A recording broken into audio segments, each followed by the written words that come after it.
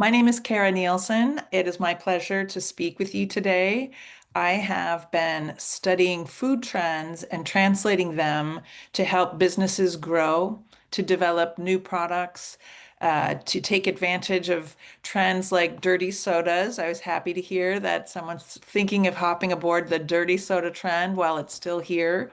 That's just the kind of thing that I track and follow. And so today I'm going to give you some kind of a trend 101 of how to think about food trends and why they can matter and help your business and give you some ideas of either how to market or position your business, new products. But I think it's always helpful to have an understanding of what all this noise is in the food world so that you can be better prepared with your business. So that's what we're going to talk about tonight. And I will get my slides ready here. I'm going to share and then do slideshow. All right. Do you see the main slides? Perfect. And you don't see the presenter view, right? Nope. Good. Everything is working as it should. So I will just jump right in, talking about Food Trends 101, how trends drive new food and drink. First of all, here's me. My name is Kara Nielsen. I am perhaps one of the original trendologists. I have experienced working for product development agencies, for innovation and advertising companies, and for market research firms and trend forecasters. But I also have a culinary background. I was a pastry chef for 7 years. I live in the San Francisco Bay Area, and I also have a master's degree in food studies or gastronomy, which enabled me to better understand how food has meaning and to understand consumer preferences. And I like to spend a lot of time at trade shows. So here's me at the Summer Fancy Food Show, um, pointing out my giraffe dress with a giraffe. Sorry, Alex, are we recording? Yes, we Yeah. are. So, first of all, what are food trends? I think a lot of people think of food trends as fads, and we'll talk about that. But really, what are they? I think a good example is sriracha.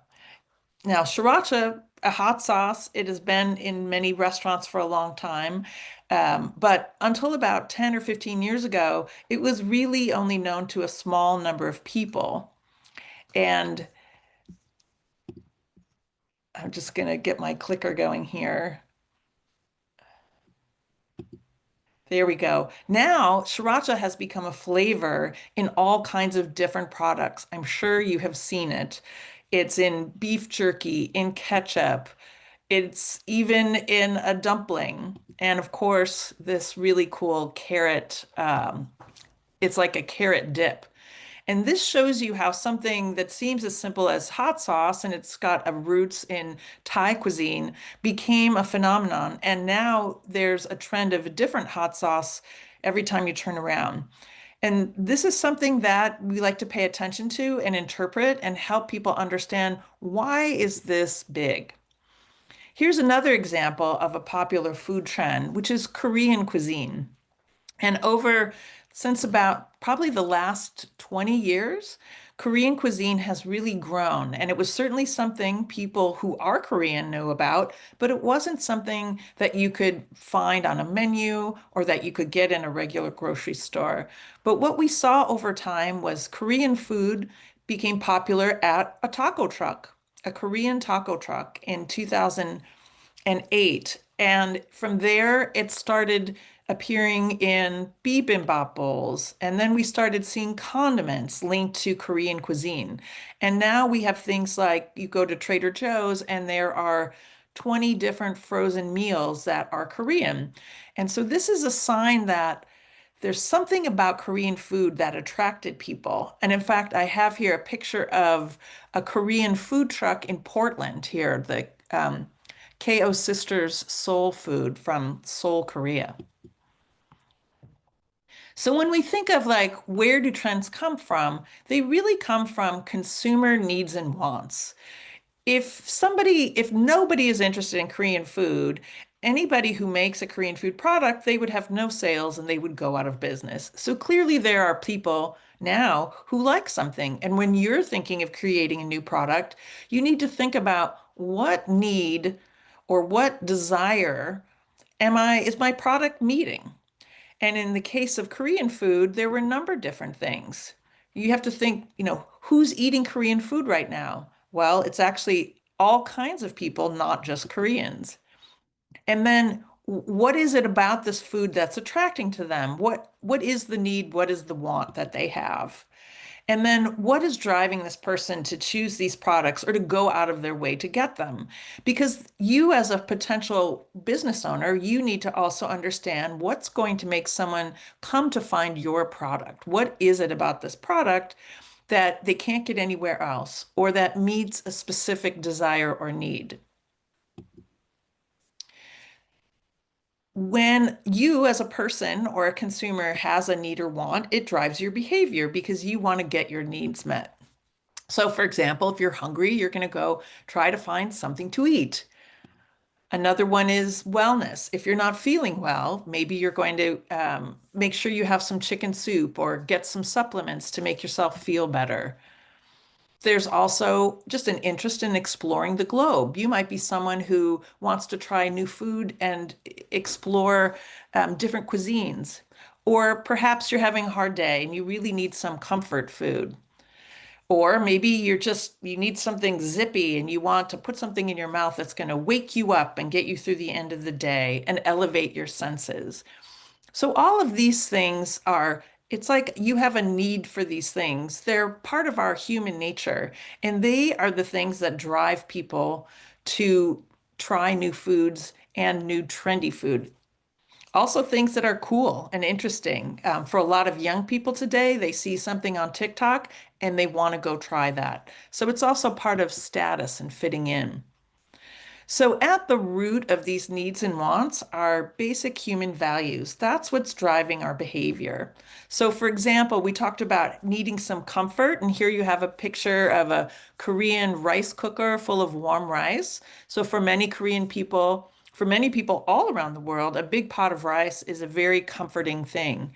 And one of the values that's part of that is belonging. We like to feel that we are part of a group, part of a family, that it is our identity. And when you have a product that resonates with someone else's identity, then when they eat it, they feel like they belong too. So that's something you can leverage strategically if you're trying to sell something that might be conceived of as comfort food. Another value is another behavior driver is exploration. And the value underneath that is called perspective. And it's the value of having a broader view of the world and being interested in seeing beyond just your own, small space. And that leads many millennials, many Gen Z, all kinds of consumers are going to look for new kinds of food because their value is in having a wider perspective on the world. The behavior driver behind wellness, and here you can see a container of kimchi, which is fermented cabbage, spicy fermented cabbage, very common in Korean cuisine. And this wellness, some of the value behind that is achievement. So think about if you wanted to run a marathon or improve your exercise so that you could feel well, some of the value around that is feeling good about yourself because you've achieved a goal. So you can see that underneath these sort of everyday things of eating some food, there's actually some values at play that really are very deep and personal. So when we look at the Co-Sisters Soul Food, this is a Portland food truck full of pretty familiar Korean food. What are the needs and values that we see here? So someone might be interested in just going to this truck because they're hungry and they're walking by and it looks good. But there's probably another food truck right next to this. So why are they going to stop and eat at this food truck? Well, perhaps this is your family's comfort food if you're Korean, and it might resonate with you for that reason. Or you know that Korean food is often spicy and you need to wake up your senses. Or you might feel like, I've never tried this before and I'm feeling adventurous today, so I'm going to try some Korean food. Or you might feel like you're getting a cold and you know that that fermented kimchi might help boost your immune system. Or maybe you're feeling, this is all the money I have today. I want to make sure I get a really good meal and stretch my wallet. So all of these needs and these sort of rationale, they're part of a value set that if you can understand this value, you can communicate with your future shoppers and get them to be interested in your business and you sort of connect on this deeper level. Now, this is a little too complex for today, but just to give you an idea, this is a map of human values. And the good news is it's for all humans all around the world. This is not, one country to the next. And it's really what humans are trying to get. And it's this set. There aren't many more. But you can see that there's values like universalism is a value around, equality or social justice. If you have the value around tradition, perhaps you have a traditional food that you want to make. Some of the values here is a respect for tradition, and being humble. So it's sort of part of a whole human makeup that these are the values that drive us. And if you can understand this, then you can kind of tap into those drivers that are going to attract customers. I think my favorite one is hedonism, which really is about pleasure and treating yourself to something good and delicious, maybe something a little self-indulgent. I was a pastry chef for many years, so I wanted my customers to feel like they deserved a treat and that would drive them to have dessert at the end of a meal. So you can take that big chart and sort of boil it down into four categories. And I've been doing this for a long time. You can really look at most human behavior in sort of these four buckets when you're talking about food behavior. So, nutrition, of course, is basic. People are looking for health, wellness, they're seeing food as medicine. Another one, identity and self, is really about attracting those values around who am I as an individual and who am I as part of a group. And if you think of like your family or your culture, you will recognize that there's only things among your culture that only your group understands. And if you can create a food like that, people in your group will understand it. That's just one example. Culinary culture is really all about um, cooking, making of food, having food that really touches your senses, that perhaps is a way to celebrate global food culture, but it also can be a really cool cooking technique like cedar planked salmon or smoked meats, where part of the interest is how the food was prepared. And this is really perfect for anyone cooking food from their culture that has a unique cooking method. And that's going to really be attractive to many people. Another category is the source. And this really has to do with caring about where your food came from, whether it's sustainable is one example. Is there an eco-consciousness? Is it authentic, real, and true? And as you think of these drivers are what push people to, find your product and want to buy it because they share the values of the product. So to give you an example of how these drivers work, let's take something that many of us understand, which is coffee. Now, how many different coffee beverages have you seen for sale just today, whether it's in a cafe, from a cart, in a can? You have many different ways of creating a new coffee product. So let's look at these four categories to sort of align these values to give you an idea of like, if you were going to use these values, how would you create your product? So identity and self is who you are as an individual and part of a group. It can be, for example, maybe you're a coffee connoisseur and you know a lot about coffee. So you're going to find the coffee shop that's very much sort of a specialty shop. The beans come from a special place. And you're really trying to promote this sort of thing that only a few people know because it's prestigious. So that coffee product, which represent these values. Now, lots of people drink coffee because they need a boost. They need the caffeine.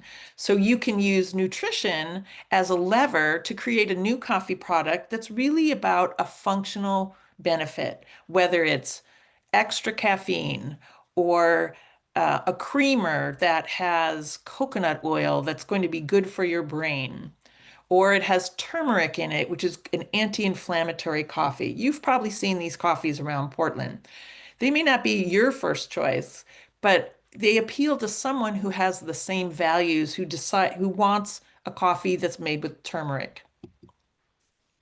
Now, if you're more adventurous and you want to explore culinary coffee culture, then perhaps the coffee will be a Vietnamese coffee that's made with a certain type of coffee, a certain type of filter. You can see that in the middle. There's a little filter over a cup, and the coffee drips down, and the bottom layer is condensed milk. This is a special type of Vietnamese coffee, and it's becoming more and more popular. There's also just the sensory elevation of putting in a flavored coffee creamer. So your product would really try to attract a sensory element there. And finally, perhaps you're going to create a new product that's focused on where your coffee comes from, how it was picked, how it was grown. Is it organic? Does it come from Ethiopia? Was it fair trade certified? So the values you see there are all about the source of the coffee.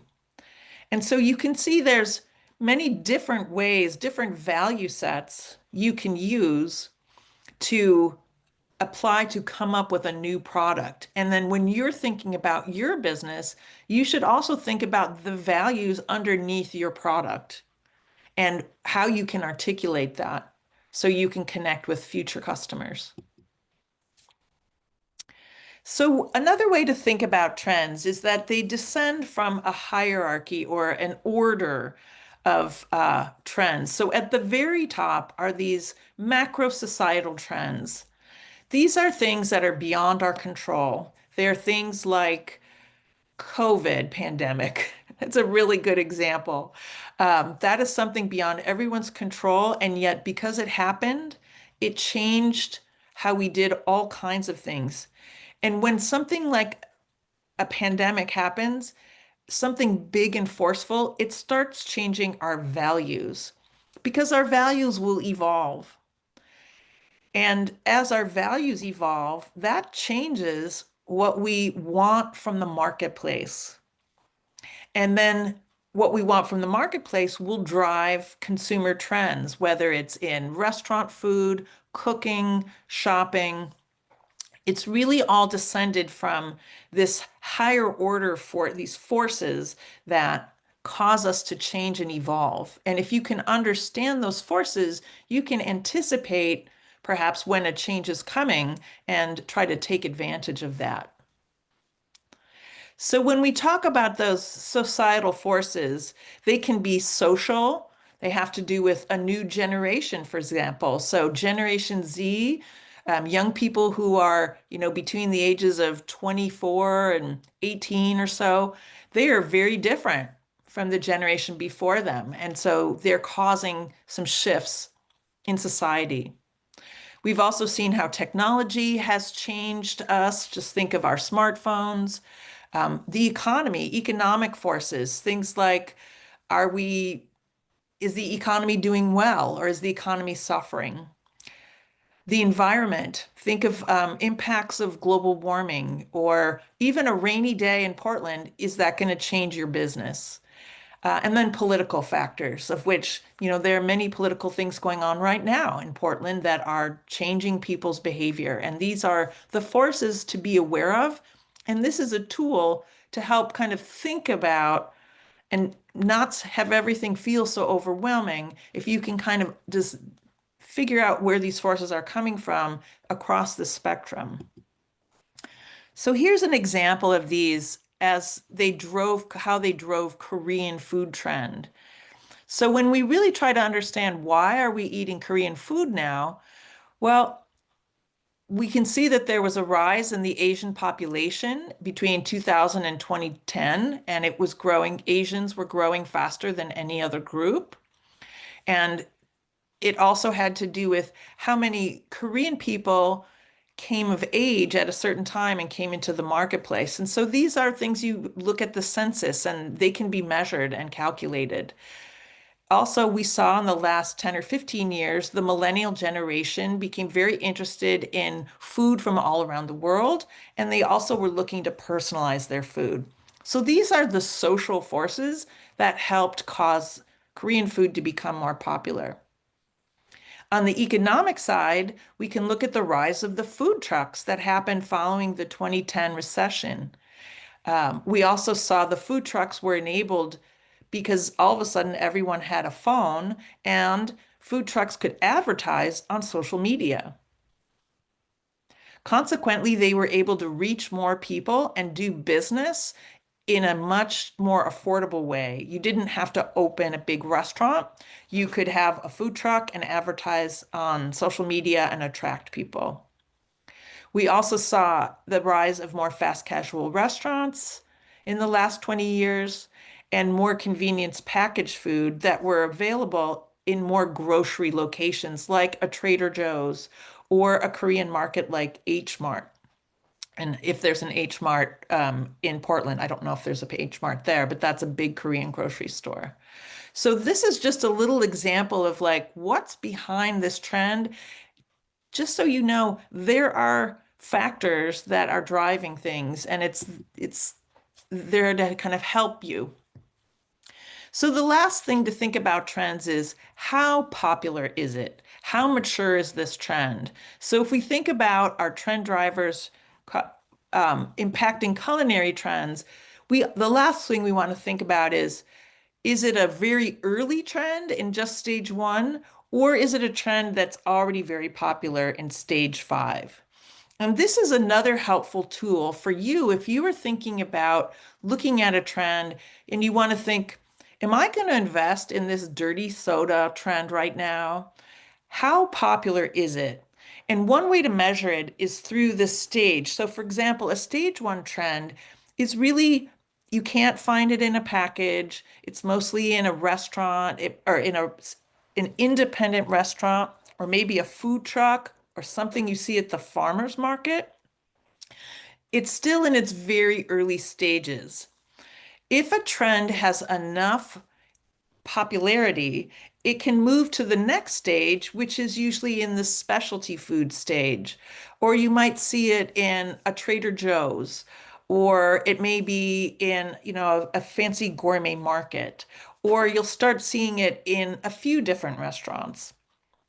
If a trend has enough popularity to attract more people, it moves to stage three, at which point you'll see it in a fast casual restaurant or in a Whole Foods or New Seasons market. And finally, if the trend keeps growing, you'll start reading about it in mainstream magazines. And eventually, it's stage five, it's everywhere. It's on your fast food menus. McDonald's is selling it. You can see it at a Safeway. And then you have to decide if I'm going to do something trendy, is there still enough interest in this? And you look around to try to see, like, well, where does my trend fit? So, where would, how popular are dirty sodas? Is there enough room for growth?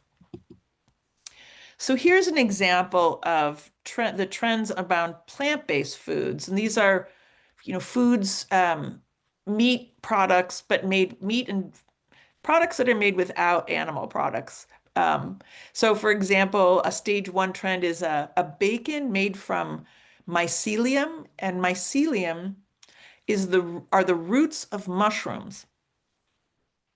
That sounds kind of weird, but it's actually really good, and it's a company that has a mission to give us a bacon product made from sustainable plants. We also see there's a new kind of cold cut or deli meat that's made from koji, which is a Japanese ingredient that's very savory. That's something that is just in a very small way, but it's another alternative.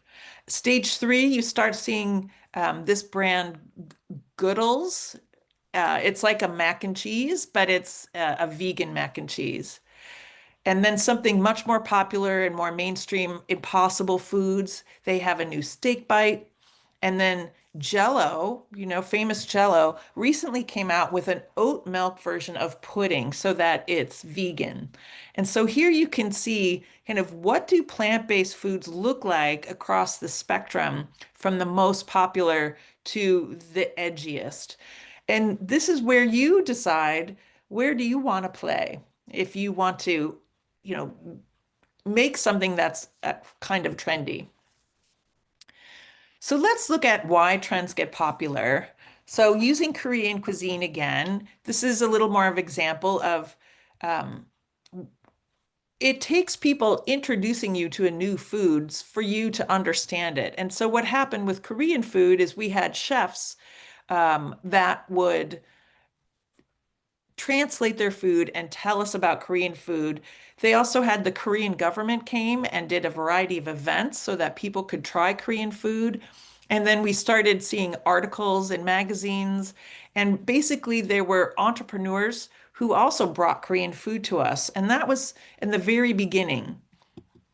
But as the trend moves across the landscape, we start seeing it in packaged foods, maybe specialty foods. And this is where more people will pick up this trend and it'll be easier to find these items. As it keeps growing, we start seeing a trend will appear in much bigger more mainstream products in more places. So here we now have kimchi. It's no longer just the cabbage. Now it's a kimchi salsa, or it's in a salad dressing. And then we're also starting to see new types of Korean food, like the cinnamon hotteok, which is like a pancake. That's a newer one that a lot of people aren't familiar with. And then you'll see Korean flavorings on snacks. And you know a trend is popular when Lay's creates a potato chip with that flavor. We also see Spam with a Korean barbecue flavor. So that's a sign that enough people understand Korean food that mainstream food brands will invest in that and make a product that they feel is going to meet the needs of consumers, of their consumers. So one question that's also really important, especially when we're talking about global cuisine, is something really authentic or is it just kind of inspired? And we'll see that as cuisine sort of become more mainstream, there's a lot of things that don't feel very authentic anymore, like this Korean barbecue steak pizza from California Pizza Kitchen. This is definitely where the California Pizza Kitchen is inspired by Korean cuisine to use Korean flavors. Same thing with the Korean barbecue char burger. This is not traditional food. But for example, on the right, the kimbap Korean rice roll, now that's a traditional Korean food item. It's sold at Trader Joe's and it's prepared how you might find it in Korea. So this is something also to think about if you're going to be cooking food that's from a certain cuisine, how authentic is it? And if it's very authentic, will people who don't understand it be able to accessible? Is it accessible to them? And how can you make it accessible? And that's where you may need to tell stories or translate the title into something else and help people understand because they need some education in order to access things they don't know about. Now, this is also something I think is a lot of fun. And what is a trend and what is a fad? Now, a fad is typically something that doesn't last very long. It doesn't necessarily have enough context or enough values behind it to attract enough people to really have it last forever. Some of the things that we see, so you see, I have some sodas here now, dirty sodas. Um, I think we'll have dirty sodas for a while. I think they have a ways to go, but they're already changing. And I was reading about new sodas that have extra syrup from the soda dispenser as a new version of, a new type of soda. So you have to keep an eye out on some of these things to see if they're going to last. And you try to understand, well, what's really behind this? Here's a Dubai chocolate up there on the upper right. And then on the lower right is a TikToker who makes food out of cucumbers. And it's an example of the things we see on TikTok that get really popular, but you have to will people keep making things in a ball jar with cucumbers? It's hard to say. But if you saw cucumbers right now, it's a good thing. So here are ways of spotting a fad. Um, Low carb ice cream was a fad about 10 years ago. It was offering low calorie counts. It was using different kinds of chemical ingredients to make up for the fact that it had taken out some of the sugar and some of the fat. But for many people, this was a real popular item to be able to have low calorie, low carb ice cream. Another fad was CBD enhanced food. And the thing you have to think about, first of all, CBD is still an ingredient that is under regulatory jurisdiction. Uh, you can't just put a chemical like that in any old thing. So it was challenging for people to put this out and have it wasn't even legal, really. So, but it was very popular for a while. These were not things that attracted enough people to really be a sustainable trend. So when we look where they are now, well, Halo Top has been declining in sales and eventually it was sold, but it made the person who founded the company, he made a fortune. So fads can be very lucrative if you know how to get in at the right moment and then extract yourself at the right moment. CBD enhanced, these brands now are mostly one is water, one is lemonade, and there's only one that still has a CBD ingredient. But here's where you can also think about fads, which is that they evolve. And if there is really something important underneath there, if there is a value that attracts a lot of people, it will kind of come out in another way. So the low carb ice cream trend has now turned into GLP-1 friendly ice cream. And GLP-1s are the weight loss and diabetes medication that many people are taking. Um, and when you take these drugs like Ozempic, you really can't eat very much. And so people want to get the most nutrition out of the few things they eat. So now we have high protein ice cream that also have fiber that will help people who are eating only very small amounts of food in the day. And so this is sort of what this is today's nutrition trend. On the CBD soda side, we now have functional sodas, sodas that offer a benefit from other ingredients that are mostly around helping you with mental clarity, keeping focus, having energy, and balancing your moods. So, kind of like CBD, but more legal. But the thing to really look at is underlying, there can be a trend which has deeper roots. Has more meaning. It resonates with more people. The trends are really something that reflect our values, and usually there's something underneath a fad. So underneath these new GLP-1 foods is the longer term trend in weight management, improved digestion and health, and kind of mindful indulgence, and then the longer term health benefits from high fiber. And that's the kind of food that's going to attract more people. So if you create something that's just for GLP-1 users, granted, there are many of them, but it may alienate other people. So you want to be sure that if you're tapping a trend, it's going to attract the most number of people. So why do food trends matter? Well, they really do drive business growth.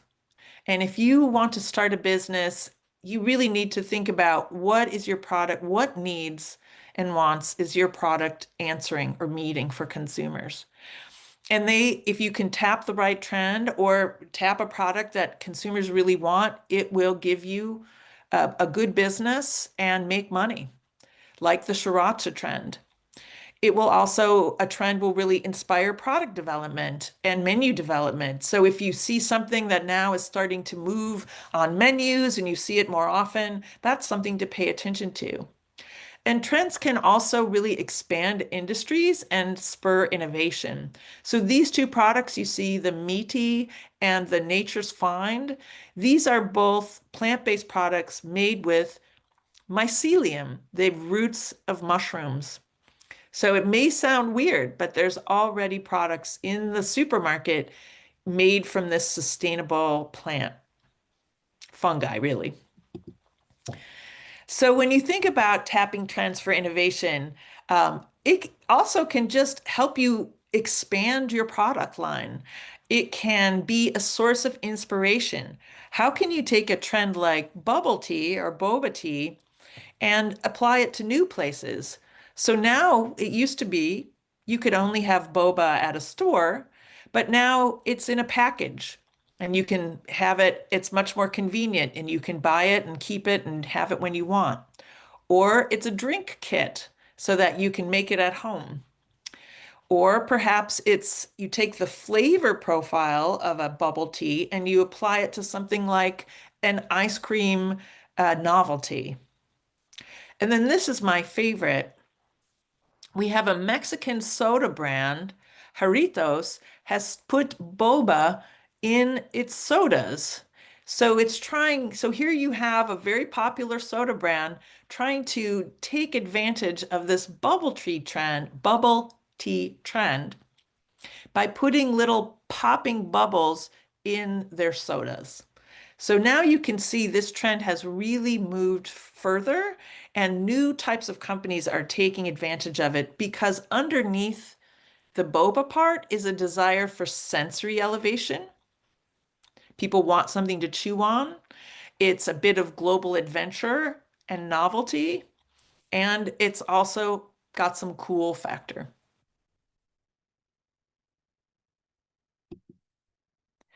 So to wrap up here, one of the things to also remember is if you have a product that that takes advantage of multiple trends, then you have a better chance of doing some really good business. These three products um, sold over 100 million in their first year, so very popular mainstream products. And underneath them, you can see for this ghost drink, it was about energy, first and foremost, because it's an energy drink, but it also had nostalgia because it's a Warheads drink, which is a popular American candy.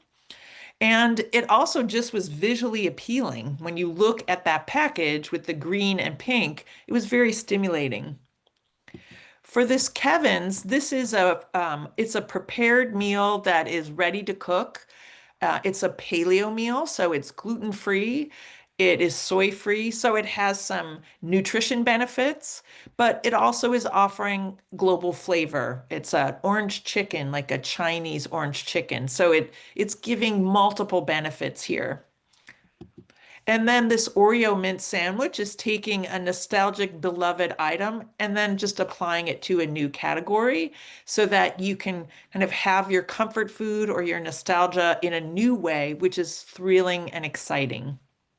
And so these are the needs that are kind of going on. These are the needs that these products are meeting. So my last slide here is to invite you to be sure to define your reason for being. So when you think of your new business or your new product, what benefits does it offer?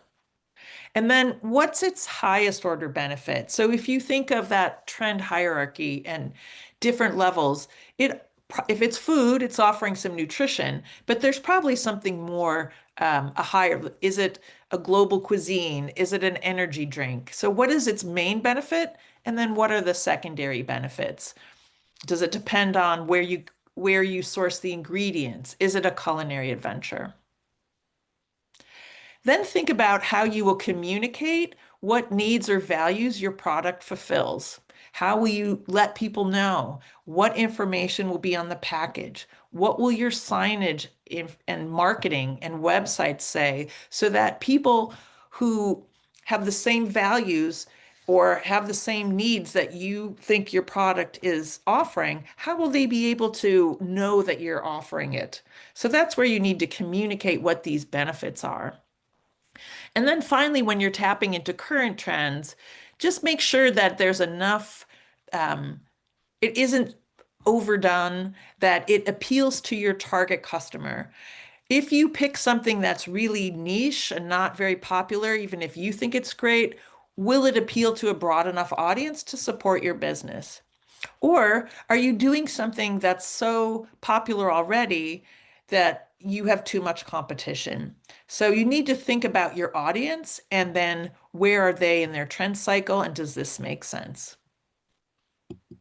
At this point, I will stop for questions and I'm going to stop sharing my slides and be available.